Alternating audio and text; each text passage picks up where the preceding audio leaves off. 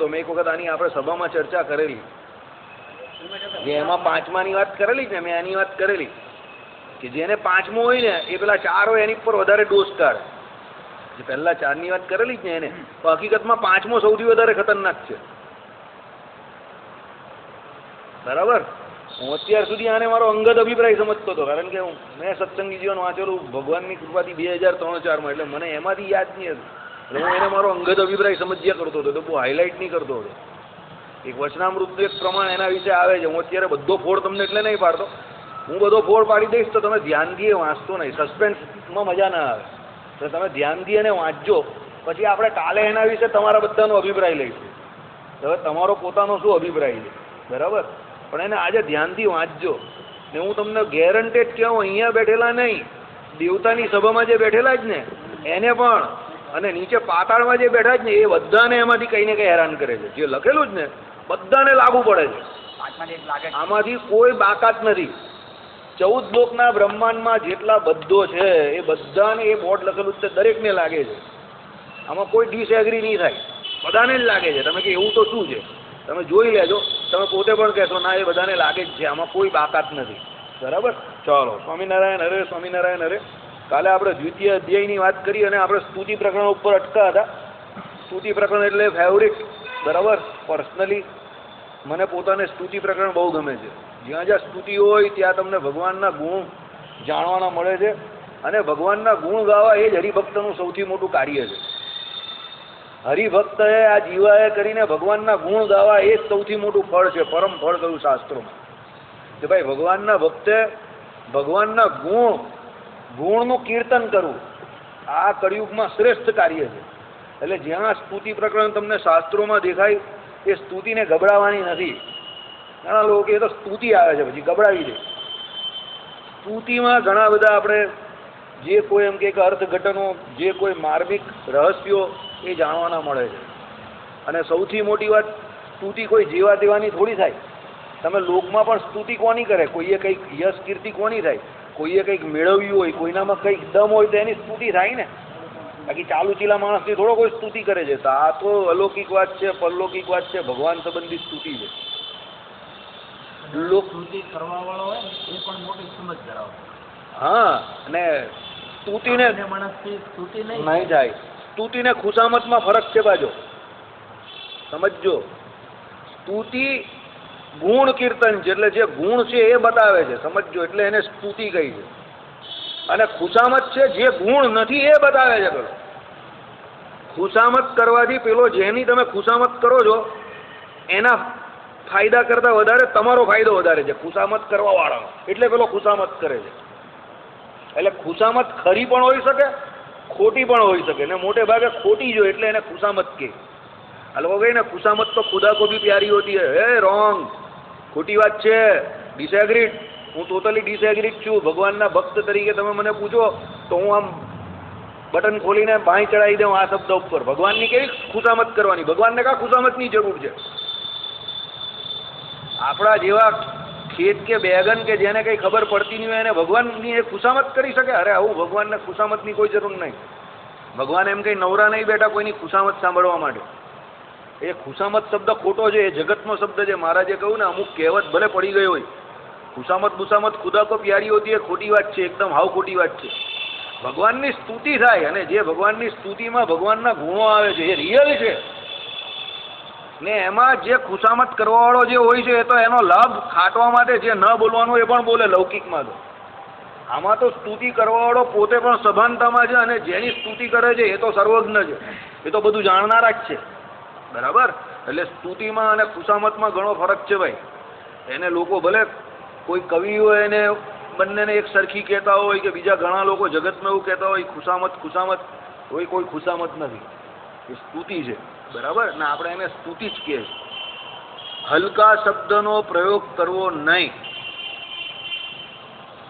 યાદ રાખજો. આપણે આપણા જીવનમાં જે કોઈ હલકા શબ્દોનો પ્રયોગ કરીએ, હલકી વાત કરીએ, એ પછી આપણે અંદર ઓતપ્રોતમાં આવી જાય. પછી કોઈ પણ વાત હલકી કરવી જ નહીં. એકદમ પોઝિટિવ રહેવું, એકદમ સત્ય જે હોય, યથાર્થ જે હોય એ યથાર્થ, જે કોઈ સત તત્વ છે એને વળગીને રહેવું. એનાથી જ એને વળગીને રહેવાથી જ એની પ્રાપ્તિ થશે. સમજજો, એને છોડવાથી કદાપી એની પ્રાપ્તિ થવાની નથી. એટલે હલકું વિચારવું નહીં, હલકો શબ્દ ન વાપરવો અને હલકટાઈ કોઈ જગ્યા પર બતાવવી નહીં.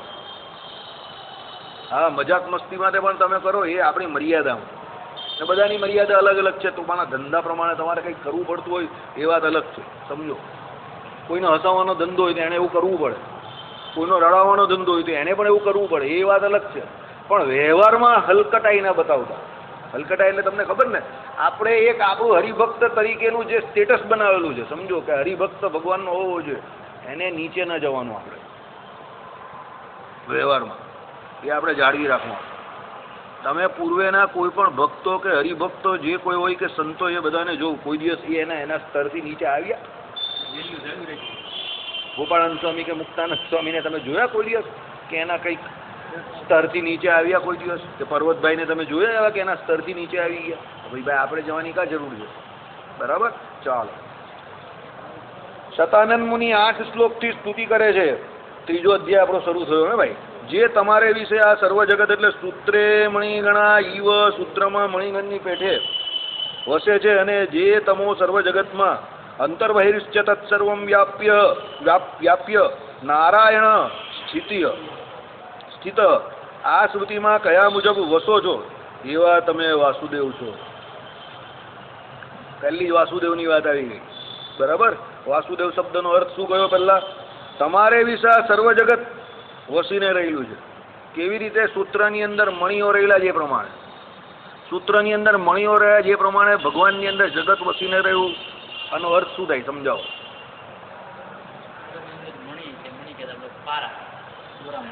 એ તમે પારા કહો કે પાળો કહો કે જે કંઈ કેવું તે કે મણકા કહો, એ મને કંઈ લાગે નહીં એની જોડે. શબ્દ જોડે મને કોઈ લેવા દેવા નથી. સિદ્ધાંત સમજાવો. શબ્દ તમારે જે બોલવો હોય તે બોલો. ગામઠી ભાષાનો બોલો, ઇંગ્લિશમાં બોલો, હિન્દીમાં બોલો, ઉર્દુમાં બોલો, ગુજરાતીમાં બોલો, બધી જ છૂટ. સિદ્ધાંત ખરો પડવો જોઈએ. આપણી સભામાં સિદ્ધાંત જોડે લેવા દેવા છે. શબ્દ પ્રયોગ જે કરવો હોય તે કરો. બળ પ્રયોગની વાત નહીં કરતો હે, શબ્દ પ્રયોગની વાત કરું. બળ પ્રયોગ કરવાની આ છૂટ નથી. બોલો. જેમ મણકા દોરામાં એ રીતે શું? મન પ્રોઈને રહેવાનું. કોણે રહેવાનું? આપણે રહેવાનું. આમાં આપણી તો વાત જ કા આવી છે? આ વાત કોની ચાલે છે? સતાનંદ મુનિની વાત ચાલે છે. આપણી વાત ચાલે છે? સતાનંદ મુનિની ચાલે છે? કોની વાત ચાલે છે? આ વાત કોની ચાલે છે? સૂત્રમાં મણીની પેઠે એ કોની વાત ચાલે છે? આ વાત કોની ચાલે છે? એ ભગવાન સીતાનું હરણ થઈ ગયું, પણ હરણની સીતા પાછી ક્યારે થઈ એ તો સ્વામીએ કહ્યું જ નહીં. આટલી બધી વાત કરી કે સ્તુતિ ભગવાનની થાય, કેટલી બધી સીતાનું હરણ કરાવી નાખ્યું આપણે. હવે છેલ્લે પછી પેલો પૂછવા કે સ્વામી પછી હરણની સીતા ક્યારે થઈ, એ તો ખબર જ નહીં પડી. રામાયણની એક કથામાં આવું થયેલું. સ્વામીએ કહ્યું સીતાનું હરણ થઈ ગયું, સીતાનું હરણ થઈ ગયું. એટલે છેલ્લે કલાકાર પૂછવા આવ્યો, શબ્દે તું શબ્દનું ગુજરાતી કરવાવાળો હતો. સ્વામી સીતાનું હરણ થયું, તમે એ કહ્યું, આખું રામાયણ તમારી પાસે સાંભળું, પાછી હરણની સીતા ક્યારે થઈ? સ્વામી કે મજા આવી ગઈ. પૂર્ણાવતી તે બરાબર કરી કથાની. પાછો આવજો આવતા વર્ષે હરણની સીતા કરવા. બરાબર, આપણે એવું કામ કર્યું. આ કોની સ્તુતિ ચાલે છે ભગત? આ ભગત મારાથી 3-4 ફૂટ દૂર બેઠા છે, તમે મારી સામે જ બેઠા છો. આ ભગવાન વાસુદેવની સ્તુતિ ચાલે છે. આનો અર્થ શું થાય? સૂત્રની અંદર મણીઓ જેમ રહ્યા છે એમ સર્વ જગત ભગવાનમાં રહ્યું છે. આનો અર્થ શું થાય બોલો? આનો સિદ્ધાંત શું લખ્યો છે? પાછું એકવાર વાંચું છું. સર્વ જગત સૂત્રમાં મણિગણની પેઠે વસે છે, અને જે એટલે આને સર્વ જગત એમાં વસે છે તે. આનો અર્થ શું કરવો? ચાલો એક જ લાઈન સમજાવો ને તમે. આનો સિદ્ધાંત શું આવે? બોલો અશોકભાઈ.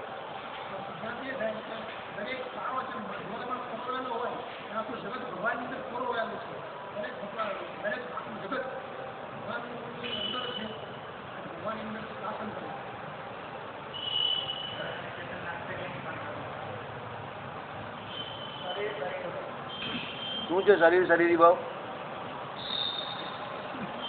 બોલ જરા, શરીર શરીરી ભાવ બોલો. શરીર કોણ, શરીરી કોણ, માવો કોણ, પાન કોણ? શરીર આપણું. અને શરીરી હે તો શરીર કોણ? શરીરમાં આપણું આ શરીર 24 તત્વોનું બનેલું હોય કે જીવાત્મા? જીવાત્માને શરીર કયું અહીંયા, કે પરમાત્માને શરીર કયું, કે શરીરી કયા, કે માયાને શરીર કયું, શરીરી કયા? બોલો. શરીર કોણ, શરીરી કોણ? એને એમ કે ગૂગલી નાખું, બરાબર? તો ભાઈ ગૂગલી નાખવા ગયા, ફસાઈ ગયો. બોલો, બીજું કઈ બોલી શકે છે અહીંયા? બોલો ભાઈ. 95ની સભાના અમારા મેમ્બર જૂના ને જાણીતા. સૂત્રમાં મણિગણની પેઠે આખું સમગ્ર જગત ભગવાનમાં રહ્યું છે. આનો શું અર્થ કરવો? સર્વ જગત એ વાસુદેવમાં રહ્યું છે, તેનો અર્થ શું થાય? એનો સિદ્ધાંત શું કયો છે?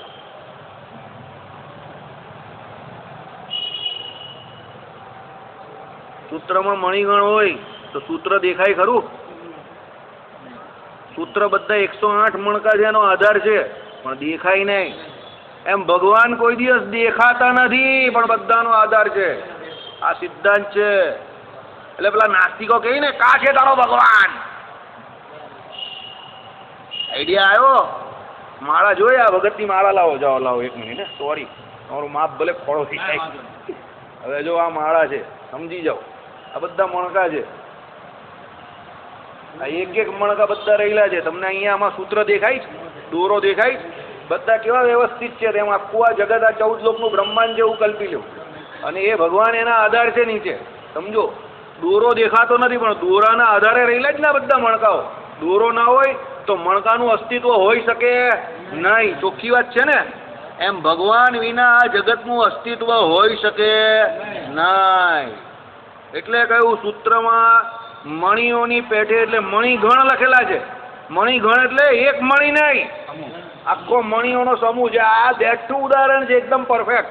જોઈ લેવું, બરાબર? આ જો, એટલે સૂત્રમાં મણિગણની પેઠે એટલે શું? આ સૂત્ર છે. આ બાજુ મેં ઢાંકી કેમ દીધું? તમે પાછા કહો અમને તો દેખાઈ જવાતું દેવું ભાઈ. એટલે હું એને બતાવવા જ નહીં તમને પાછા. તમે તો જે જોવો એ સિદ્ધાંત પકડો પાછા. તમે બધા બહુ મોટી મોટી રિઝર્વ બેંક પણ નહીં વટાવે એવી બધી નોટ છે અહીંયા, બરાબર? હા, રિઝર્વ બેંક પણ ના પાડી દે કે આ નોટ તો અહીંયા ચલણમાં આવી જ નથી. એ બધી નોટ અહીંયા આવે છે રામપુરા મંદિરની અંદર. એટલે હું પણ હવે તમારી રીતે બેસીને, તમારી જોડે બેસીને તમે જ મને હોશિયાર કરી, બરાબર? એટલે હું દોરી તમને દેખાય જ નહીં એવી રીતે જ બતાવું છું જરા પણ. એટલે શું છે કે આ બધા મણિગણ છે ને નીચે સૂત્ર આધાર છે. કહેવાનું તાત્પર્ય વચનામૃતમાં મહારાજે કહ્યું, જે કારણ હોય, સમજો, કારણ દ્વારા જ કાર્ય થાય, પણ કારણ કદાપી દેખાય નહીં. અને કારણ હોય તે હંમેશા દેખાય કેવું? નાનું, ને એનું કાર્ય કેવું દેખાય? મોટું. પણ વસ્તુતા કારણ મુખ્ય હોય, આધાર હોય, બરાબર?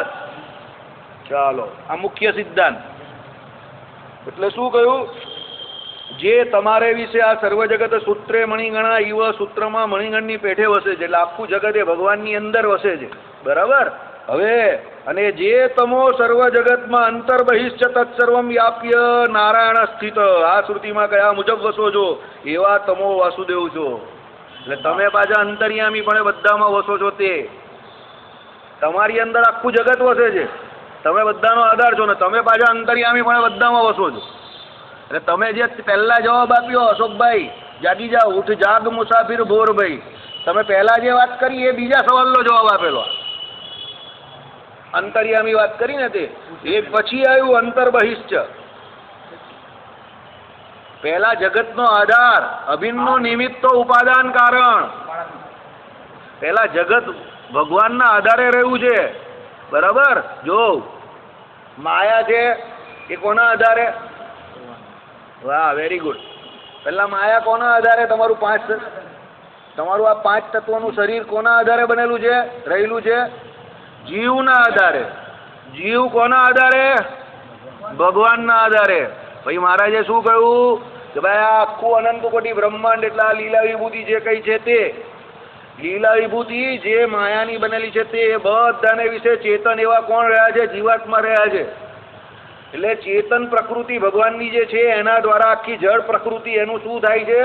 કાર્યવાહન થાય છે. અને એ ચેતન અને જળ પ્રકૃતિ એની અંદર પાછા પરમાત્મા કેવી રીતે રહેલા છે? અંતર્યામીપણે કરીને રહેલા છે. જેને કારણે શું થાય? ચેતન એવા જે કોઈ જીવ જે છે એ પોતે પોતાનું કાર્ય કરી શકે. મધ્યનું 31મું વચનામૃત કેટલી વખત તમને સમજાવું? શું કહ્યું? એવા પુરુષ તો ઘણા છે, પણ એક ક્ષેત્રજ્ઞ એવા પુરુષોત્તમ વાસુદેવ તે કેટલા છે? Only one piece. ભગવાન જેવો ભગવાન થવા માટે બીજો કોઈ સમર્થ નથી. અંત્યનું કેટલાનું વચનામૃત? 39મું વચનામૃત. એ ભગવાન તો કેટલા છે? એક જ છે. જેને શાસ્ત્રોમાં વાસુદેવ એટલે અંતર્યામી પણ રહ્યા એ વાસુદેવને કયા? સર્વનો આધાર કેમ કયો? કે ભાઈ પ્રલય કાળને વિશે જ્યારે કોઈ ન હતું, કોઈ જ નહીં, જીવ પણ ન હતા અને માયા પણ ન હતી. બધા ક્યાં હતા? માયાના ગર્ભની અંદર બધા જીવો અંદર સૂઈ ગયા હતા. એકલા ભગવાન જ હતા. ભગવાનને કારણ કેમ કયા ને? સર્વનું કારણ કેમ ભગવાનને કયા? બધા બોલે છે ને ઘનશ્યામ મહારાજજી સામે, હે ઘનશ્યામ મહારાજ તમે સર્વ કારણના કારણ છો, આમ છો, તેમ છો. પણ એને પૂછવાનું એક દિવસ, ભાઈ તું આ સર્વ કારણના કારણ કે છે કેમ? એ તો જરા બતાવ. બરાબર? બહુ અઘરું છે. વેદાંત લાગે છે એની અંદર કે જ્યારે પ્રલય કાળને વિશે એ જીવો માયાના ગર્ભની અંદર હોય, સૃષ્ટિ સમય એટલે ભગવાન જ્યારે ઉત્પત્તિ કાળ પહેલા જે સંકલ્પ કરે ને, નિમિત્ત કારણ ભગવાન બને પોતે પહેલા. એટલે ભગવાન સંકલ્પ કરે કે હવે સૃષ્ટિ કરવી છે આપણે, એટલે એ પરમાત્મા પહેલા નિમિત્ત કારણ બની ગયા. કયું પહેલું કારણ? આ સર્વ કારણના કારણનો જવાબ આપું તમને. આ પહેલું નિમિત્ત કારણ એ પરમાત્મા થયા. એટલે પેલા જીવો જે છે તે બધા માયાના ગર્ભમાંથી એક એક કરીને બહાર આવે. એટલે ઉપાદાન પણ પરમાત્માએ પોતાના શરીર દ્વારા જ કર્યું. કેમ? માયા પણ ભગવાનનું શરીર છે અને જીવો પણ ભગવાનનું જ શરીર છે, કારણ કે બંને ભગવાનના આધીન છે. પ્રલય કાળને વિશે માયાના ગર્ભમાં જવું અને સૃષ્ટિ કાળે માયાના ગર્ભમાંથી પાછા આવવું, આ જીવના હાથમાં છે કે નથી? આ સવાલ છે. તમને એમ કે બહુ સરળતાથી વાસુદેવભાઈ જવા દે છે. એટલો સરળ હોવું તો વાસુદેવ થોડો. બોલો, જવાબ આપો આનો. પહેલા સવાલ પૂછ્યો એ બોલો. તમે સવાલ ખરો બોલી દઉં તો આજે તમને માની જઈશ. તમારી પાછળનું કપડાં ધોઈને મંડી પડીશ. મારો પહેલા નિયમ છે, જે આગળ બેસે ને એ તો એક્યુરેટ જ હોવો જોઈએ. ઓપનિંગ બેટ્સમેન હોય ને એક્યુરેટ હોવો જોઈએ. આગળ બેસેલો બેટ્સમેન આમામ કરે ને, આઈ ડોન્ટ લાઈક. એના તો ચીથરા ઉડાડી નાખું. સવાલ બોલો. મેં સવાલ શું કર્યો? આંખ લૂછો, બીજું જે કંઈ લૂછવું હોય તો લૂછો, એની ના નહીં પાડતો, પણ ધ્યાન આપો. આ તમને ત્રીજી વખત ટોકું છું, નહીં તો પછી જગ્યા બદલાવી નાખીશ. તમને ભલે ખોટું લાગે. પહેલી હરોળના માણસને જો સવાલ શું પૂછ્યું એ ન ખબર પડતી હોય, ભાઈ મહારાજ કહીએ પ્રમાણે એ પહેલી હરોળમાં બેસવાને લાયક નથી. તમે બધી બાબતમાં જિજ્ઞાસા બતાવો છો, પણ તમને સવાલ પણ નહીં ખબર તો પછી જવાબની તો કા શક્યતા રહી છે? તમે આંખ લૂછો, આ લૂછો, પેલું લૂછો, કાન લૂછો, બધું લૂછો, હું ના નહીં પાડતો, પણ જે બોલીએ એની પર ધ્યાન આપો. શું કહ્યું? પ્રલય કાળને વિશે જે હું પહેલાં એનો જવાબ જ આપતો હતો, પણ મેં તમને આંખ લૂકતા જોયા ને એટલે આની સામે જોઈને સવાલ કરી નાખ્યો. મને ખબર પડી ગઈ કે તમે ઊંઘી ગયા પાછા. તમારી એક આઈડિયા બહુ મસ્ત છે. તમે ખુલ્લી આંખે ઊંઘો છો. કોઈને એવું લાગે કે બહુ ધ્યાન છે આ ભાઈ, આમને આમ ખુલ્લી આંખે ઊંઘે ને આ ભાઈ બંધ આંખે જાગે. આ બંનેમાં આટલો વિરોધાભાસ છે. આ ભાઈ બંધ આંખે જાગતા હોય ને આ ભાઈ ખુલ્લી આંખે ઊંઘે. તો મને ખબર પડી ગઈ ટૂંકમાં, કારણ કે આ ભાઈ કાયમ સવાલ કરે ને આ ભાઈ કાયમ હું સવાલ કરું તો સવાલ પણ નહીં આવડે, જવાબ પણ ના આવડે, એટલે ખુલ્લી આંખે ઊંઘે. ખોટી વાત છે. સભામાં બેસો ને ત્યારે ધ્યાન રાખવું જોઈએ. હસવા જેવી વાત નથી. તત્વજ્ઞાન કોઈ દિવસ ન આવડશે, યાદ રાખજો. ગમે એટલા ચોપડા ફાડી નાખો, ન આવડશે. બરાબર? પ્રલય કાળને વિશે જે જીવ માયાના ગર્ભમાં જાય છે તે, અને સૃષ્ટિ કાળે એટલે ઉત્પત્તિ કાળે જ્યારે જીવ માયાના ગર્ભમાં આવે છે તે, બંને વસ્તુ એના હાથમાં નથી. સામાન્ય ઉદાહરણ આપો આલોકનું. રાત્રે તમે ઊંઘવાનો પ્રયત્ન કરજો, ઘણી વખત તમને ઊંઘ આવશે જ નહીં, અને ઘણી વખત આપણો એટલો બધો થાક લાગ્યો હોય કે સવારે ઉઠાય જ નહીં. બોલો, તમે એલાર્મ વાગ્યો હોય ને તેની પર હાથ પડે ને ક્યારે બંધ થઈ જાય તમને ખબર જ નહીં પડે. એ સીધા 6, 6:30 ટકોરા આવ્યો તમને, આ બધા વાગી ગયા. કહેવાનો મતલબ શું છે ખબર છે તમને? આમાં સિદ્ધાંત શું છે?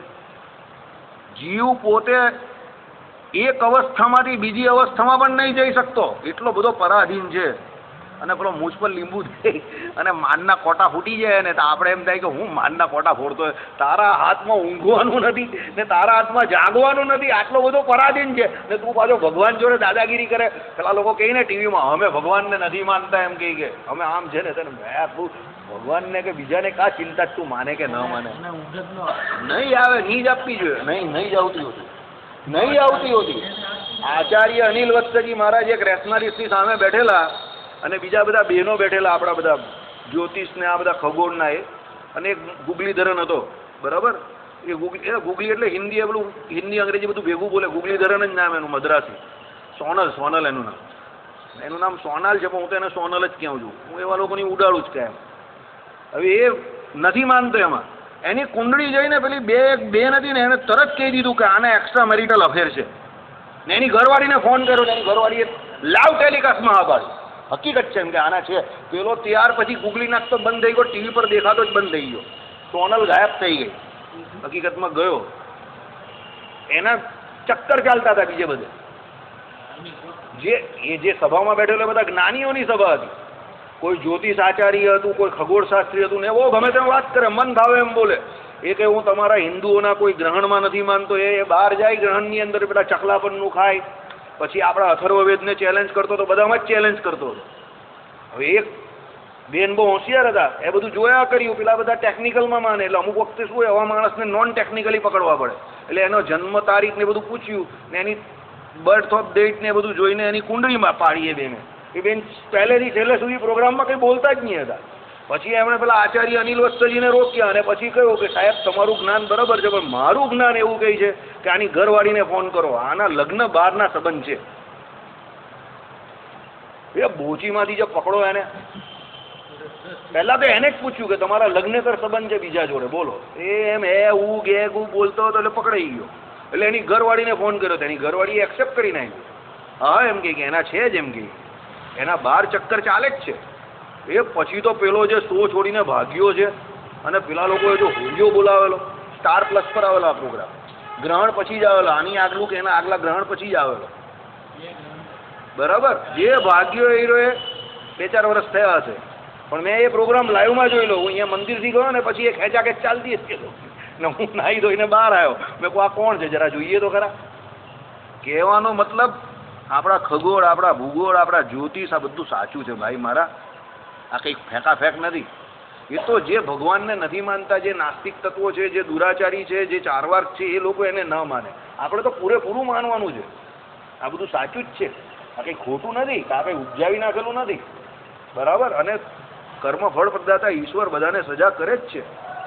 એ આપણે નથી જોવાનું કે કોને ક્યારે સજા કરશે. બધા આપણા વાળા પછી બહુ ઊંચા, આ બધા જાતે નક્કી કરે કે આવો છે તો એને સજા કેમ નહીં કરતા. અરે ભગવાન નક્કી કરશે ભાઈ, તું ને હું થોડો ભગવાન છે, બરાબર. એટલા માટે આ વાસુદેવ શબ્દનો અર્થ કયો છે કે સમગ્ર જગત એમની અંદર વસી રહ્યું છે, એટલે સર્વ જગતને એ કારણ છે, અધિષ્ઠાતા છે. અને એમણે પોતે નેટવર્કે કરીને બધા દેવતાઓને પોતે નિયમન કરવા માટે બેસાડેલા છે, સમજો. એટલે સર્વ જગતનો આધાર એ છે. મહારાજે કહ્યું ને ભાઈ આ લીલા વિભૂતિનો આધાર કોણ? પેલી નિત્ય વિભૂતિ ચિદાકાશ, અને ચિદાકાશમાં આધાર કોણ? તો પરમાત્મા પોતે છે. મહારાજે વચનામૃતમાં ઘોડાનું ઉદાહરણ નથી આપ્યું કે આ લોકને વિશે એમ કે જ્યારે ભગવાન અવતાર ધારણ કરે ત્યારે એમ કે ભગવાનને ઘોડો ધારી રહ્યો હોય ને એ ઘોડાને પૃથ્વી ધારી રહ્યું હોય એવું લાગે, પણ વસ્તુતા એ તો એ ઉપર બેઠેલા ભગવાન, એ ઘોડો, એ પૃથ્વી અને પૃથ્વીના બધાના સર્વના આધારે પરમાત્મા છે. વચનામૃતમાં ભગવાનનો સંવાદ છે, સમજો. એટલે કહેવાનો મતલબ શું છે? એ ભગવાન સર્વનો આધાર છે. અને સર્વનો જે આધાર હોય, જે કારણ હોય, તે જ સર્વનો આધાર બની શકે. વડનું વૃક્ષ હોય, વચનામૃતનું છે આમાં, એ વૃક્ષ જે મોટું કાર્ય રૂપે તમને દેખાય, એનું કારણ જે બીજ, એ તો બહુ નાનું હોય, પણ નાનું એવું બીજ જે હોય, આમ બહુ નાનું દેખાતું હોય, એ આખા વડનું કારણ હોય. એમ પરમાત્માએ જે સંકલ્પ કર્યો નિમિત્ત કારણ રૂપે, એ દેખાય તમને બહુ નાનો, કે ભગવાને સંકલ્પ કર્યો કે સૃષ્ટિ રહી જાય, પણ એ નિમિત્ત કારણ, એ બીજ જે છે એ પરમાત્મા જ કરી શકે. જગત વ્યાપાર વર્જયે, જગતનો વેપાર પરમાત્મા સિવાય બીજો કોઈ કરી શકતો નથી. આ કામ ભગવાન નિત્ય મુક્તોને પણ નથી સોંપતા, પોતે જ કરે છે. અને આની ઉપર તો વેદાંતિઓને બધા બહુ લડે છે કે ભગવાને શું કામ સૃષ્ટિ કરવાની જરૂર, ભગવાન જો પૂર્ણકામ આપતકામ લીલાનંદ ભોગાનંદ તૃપ્તાનંદ સ્વરૂપાનંદ બધા આનંદ આનંદ આનંદ હોય તો પછી એ પરમાત્મા સૃષ્ટિની રચના કેમ કરે? એકલા જ્યાં હોય ત્યાં બેસી ન રહે, અને બેસી રહેતા હોય તો ત્યાં બેઠા બેઠા જો બધા જીવ જે કોઈ મુમુક્ષુ એનો મોક્ષ ન કરી શકે, અને જો નહીં કરી શકતા હોય તો એ ભગવાનમાં એટલી ખામી ન કહેવાય, અને જો કરી શકતા હોય તો આટલી મોટી દુનિયા કેમ બનાવી નાખી? એમ કરીને 8-10 સવાલ એકી સાથે. તો બિચારો જવાબ આપવાનો કે કાઢી જવાબ આપવો યાર, બરાબર? તો ભગવાન એનો જવાબ આપેલો છે, શ્રીજી મહારાજે આપેલો છે. ભગવાન જગતની ઉત્પત્તિ કરે, સ્થિતિ કરે અને પ્રલય કરે, ત્રણે ત્રણ જીવાત્માના સારા માટે જ કરે છે ભાઈ. તમે જ વિચાર કરો, 500-500 1000 વર્ષ સુધી આપણો દેહ ટકતો હોય અત્યારે જ, તો આપણા આંખ, આપણા દાંત, આપણા કાન, આ બધું કેવું જોવા જેવું મસ્ત હોય. હે આપણી કેવી હાલત હોય તમે વિચાર કરો. બધા દુઆ જ દેખાય ને. એટલે ભાઈ આ ઉપાડવાનું કાર્ય છે એ પણ યથાયોગ્ય જ છે, અને પછી નવું શરીર આપવાનું કાર્ય છે એ પણ યથાયોગ્ય જ છે. પછી તમે કહો બીજા યુગમાં તો આટલી અવસ્થા, તો એ યુગ પ્રમાણે પણ બધાને ઉઠાવતા તો હતા જ ને નહીં ઉઠાવતા હોય તો પેલા બધા અમરત્વનું વરદાન કેમ માંગે? પેલા હિરણ્યકશુપી ને બધા રાવણ ને બધા તપ કરવા કેમ જાય? એટલે એ લોકોને એ અવસ્થા બી એ ઉંમર પણ ઓછી જ લાગતી હશે તો જ તપ કરવા જાય ને.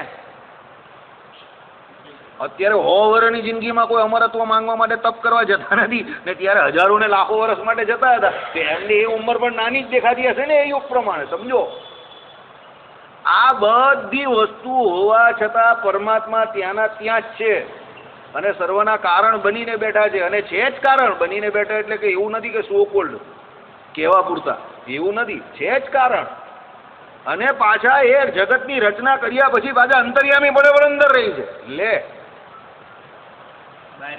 બહાર ને અંદર બેવ રહી છે. અંદર રહીને પાછું નિયમન કરે ને એના કર્મ ફળ પ્રદાતા, એને એના કર્મનું ફળ આપે. તો ભાઈ 27,000ની નોકરી કરવા જાય તો 4 મહિનામાં એની દંડી ગુલ કરી નાખે. જો ભાઈ 4 મહિના સુધી તારે કમાવાનું હતું તો કમાઈ ગયા, હવે પાછો જ્યાં તો આવી જાય ઓરિજિનલ સ્થિતિમાં. બરાબર? 5 વર્ષથી 4 વર્ષથી કોઈએ દુકાન લીધી હોય, ફ્લેટ લીધી હોય તો નહીં પણ વેચાય. ભગવાન કે નહીં વેચાવો મારે, બોલ લે.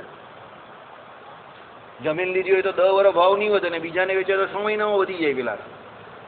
પેલા 10 વર્ષની અંદર ડબલ ની થાય, અને પેલાના 6 મહિનામાં 6 ગણા થઈ જાય. બરાબર? એ તો કર્મ ફળ પ્રદાતા ઈશ્વરનું કામ છે. એટલે એ પરમાત્મા અંતર્યામી પણ રહીને એ જીવને એના કર્મનું ફળ આપે છે. એટલા માટે એને વાસુદેવ કહ્યા. પાછા અંદર રહીને ફળ પણ આપે છે ને ભાઈ, બેસી નહીં રહેતા એમને એમ ફળ આપે છે, જોરદાર ફળ આપે.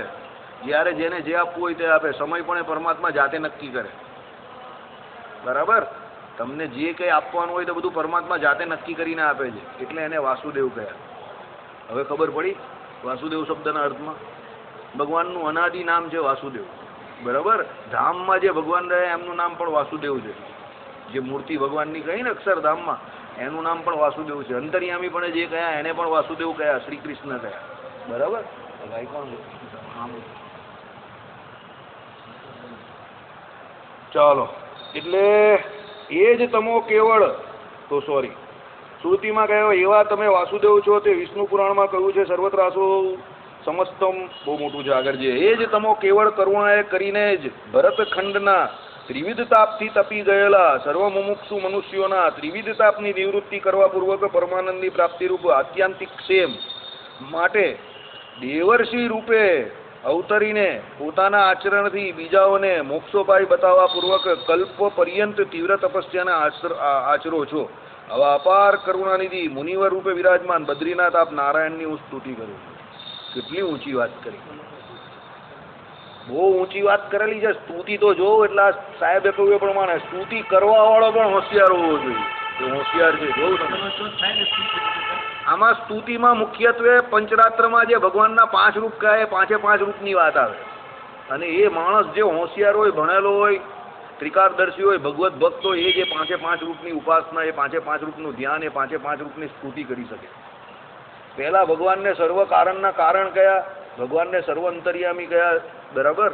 એટલે પહેલા પરરૂપ કહ્યું, પછી અંતર્યામી રૂપ કહ્યું. કારણ કે પહેલા નિમિત્ત કારણ તો એ પરરૂપ જ સંકલ્પ કરે વાસુદેવ શબ્દના અર્થમાં. એના પછી એ ભગવાન કયા, અંતર્યામી પણ કયા, એટલે અંતર્યામીની વાત કરી. હવે પાછા એ જ ભગવાન નારાયણ રૂપે બદ્રીપતિ નારાયણ તરીકે અહીંયા રહ્યા છે તેની વાત કરી, બરાબર. નર નારાયણ રૂપે ભગવાન બિરાજમાન છે ભરતખંડને વિશે એમની વાત કરી, બરાબર. એ નરનારાયણને અવતાર તરીકે કયા છે આપણે ત્યાં, બરાબર. નરનારાયણ અવતાર ભરતખંડને વિશે રહ્યો છે આ કલ્પ પર્યંત. પાછું એમાં એક બીજી વાત ઉમેરી, બહુ ઊંચી વાત કહી છે, સાંભળવા જેવી છે.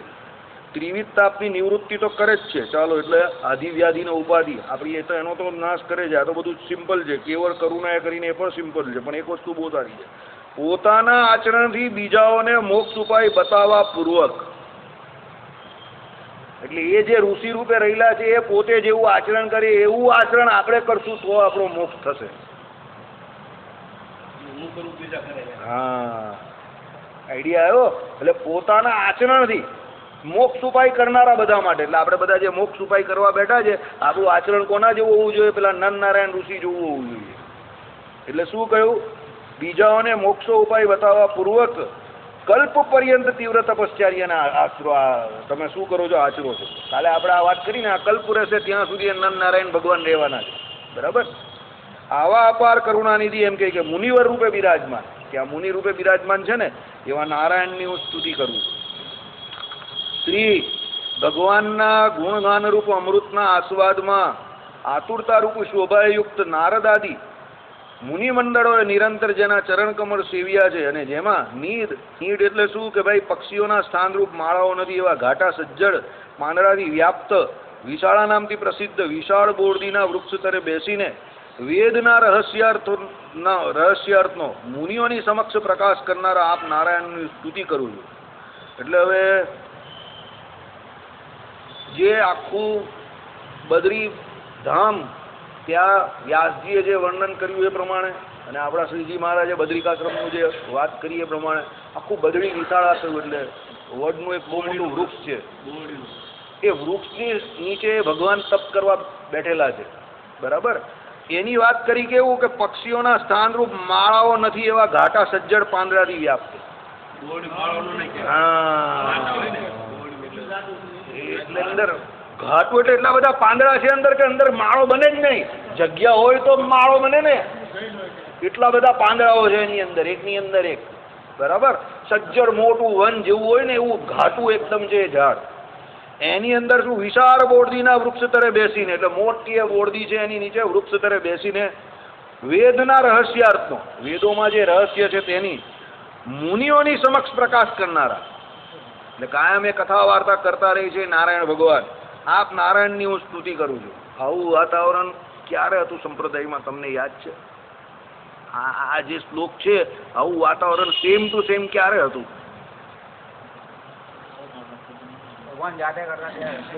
આવું વાતાવરણ ક્યારે હતું સેમ ટુ સેમ? આ જ આખું આ વર્ણન જે અત્યારે થયું એ વર્ણન આગળ પણ એક જગ્યા પર થયું છે, આવું સેમ ટુ સેમ.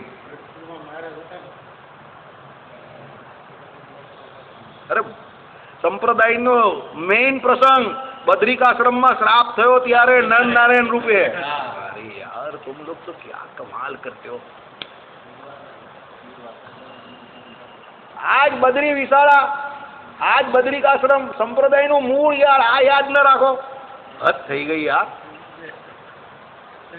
આજ વાત બધી અને આજ નરનારાયણ રૂપે આજ રહસ્યાર્થની વાત કરતા હતા. વેદના રહસ્યોની ભગવત ભક્તો જોડે, એ જે સંતો મુનિવરો જોડે ભગવાન નારાયણ પોતે બેઠેલા અને પછી ત્યાં દુર્વાસા ધૂમ ધડાકા કરતા આવી ગયા અને પેલા બધા વાતને વિશે ભગવાનની વાતમાં એટલા મગ્ન હતા કે દુર્વાસાને કોઈ માન ના આપી શક્યું. આ જ જગ્યા બધું આનું આમ સીન જો એટલે તમને ખબર ન પડે કે આ એ જ સીન છે. તરત આમ મગજમાં ક્લિક થવું જોઈએ કે આ તો એ જ સીન છે. આ સીન બીજી વખત રિપીટ થાય છે. એક મિનિટ હશે નહીં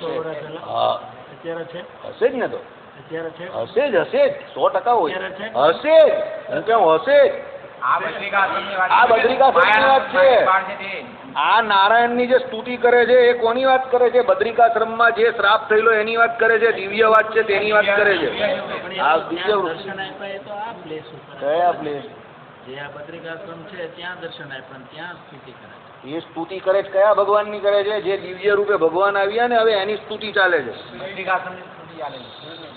જે દિવ્ય રૂપે નારાયણ ભગવાનની મૂર્તિમાંથી જે નારાયણ ભગવાન આવ્યા એની સ્તુતિ કરે છે. સમજજો. આ બધું એકની અંદર એક છે, ધ્યાન રાખજો. પહેલા જ જોયું તમને, આની ઉપર ધ્યાન રાખજો. પહેલી વખત જે ભગવાનના એ મંદિરમાં હતા ત્યારે એની, પછી એ પ્રસન્ન થયા, હવે એની સ્તુતિ કરે છે. દિવ્ય રૂપે જે રહેલા છે એની સ્તુતિ કરે છે, એ ભગવાનની સ્તુતિ કરે છે કે તમો જે વાસુદેવ, તમો જે બદ્રી વિશાળા ભગવાન બદ્રિકાશ્રમમાં રહ્યા તે. હું એટલે તો તમને કહું છું કે આ સીન આગળ આવી ગયો છે. બરાબર, કાલે આની વિશેષ ચર્ચા. ટાઈમ બહુ થઈ ગયો. શ્રીપતિ